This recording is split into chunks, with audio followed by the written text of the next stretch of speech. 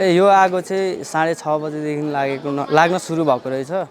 अब यहाँनिर यो जुन एक तलाबाट लाग्दै लाग्दै अनि सल्किँदै हामी अब 6:30 को टाइम थियो। हामी चाहिँ उठ्न र भाग्न सफल भयौँ, बाँच्यौँ, ज्यान जोगायौँ। त्यही हो। यहाँ माथि 5 तलामा बस्ने हो।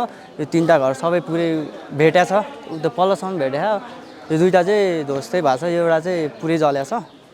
अनि त्यही हो। अनि माथिबाट झरेर अरूको घरबाट निस्केर आएको चाहिँ हामी झरेको हो। त्यहाँबाट माथि छत हाम फाल्दै यताउता अत्यन्त हामी पनि आगो धेरै ठुलो बढिरहेको छ। ग्यास चाहिँ चिया पकाउनको लागि नयाँ ग्यास जोड्नको लागि के भनेर अब चिया पकाउन खोज्नु भएको रहेछ। ग्यास लिक भएर आगो बलेछ। उनीहरूले त्यही टाइममा आगो निभाउनु भएको भए चाहिँ त्यो हाम्रो धेरै हुन्थेन।